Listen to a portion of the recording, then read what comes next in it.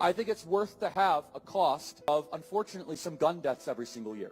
We can have the Second Amendment to protect our other God-given rights. He actively fought against women's rights. He's openly Islamophobic, and he spreads anti-trans rhetoric. He supported the ethnic cleansing in Gaza, and he said the Civil Rights Act was a mistake. He called vaccine requirements a medical apartheid and said that empathy is a made-up word. Because I'm standing up for someone that passed away, I'm now being called names in the chat. This is what's wrong with a lot of you people. You will never get far in life. You are sick in the head. I was at the event and I was 30 to 40 feet away and I heard the gunshot go off. Chaos and horror on a college campus. Conservative activist Charlie Kirk gunned down in front of a crowd at Utah Valley University.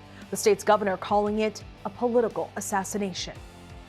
There's just so much. Before we had a flag and we had it so it was positioned above the tent so it would be in the camp. They just moved. What was that? God, he just got shot! Holy Media completely uncensored, you guys. The moment he was shot, blood started gushing from his body, and it was horrifyingly clear how serious the injury was. He was rushed to the hospital immediately, but he didn't make it. There was simply too much blood loss for him to survive. Now,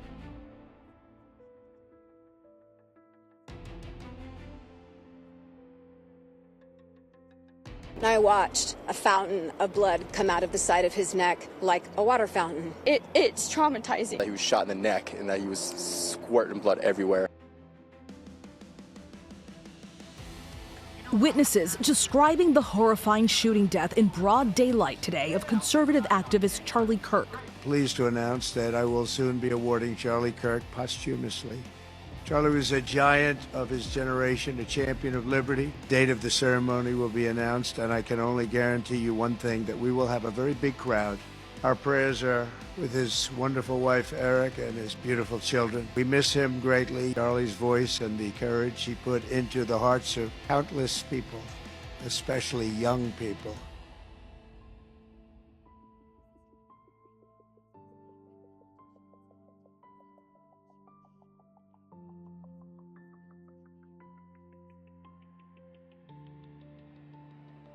Charlie Kirk didn't deserve this. He said a few deaths a year are worth it if it meant preserving our God-given right to bear arms. He actively fought against women's rights. He's openly Islamophobic, and he spreads anti-trans rhetoric.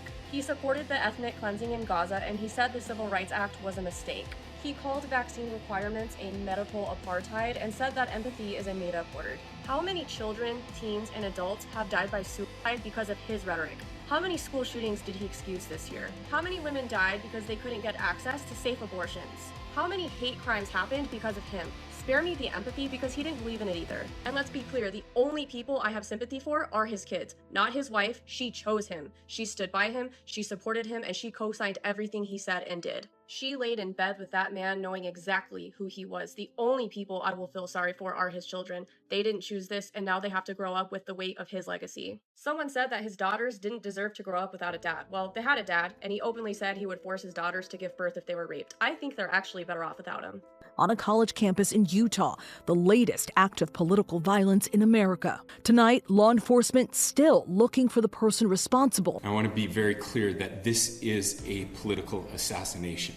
We believe this was a targeted attack towards one individual. We just need every single person in this country to think about where we are and where we want to be.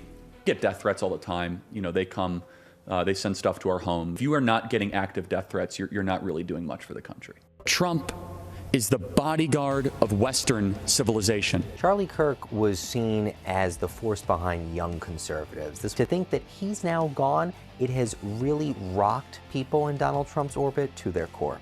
No one understood or had the heart of the youth in the United States of America better than Charlie. He was loved and admired by all, especially me, and now he is no longer with us. Tonight, all who knew him and loved him are united in shock and horror. Bring the best libs that Utah has to offer.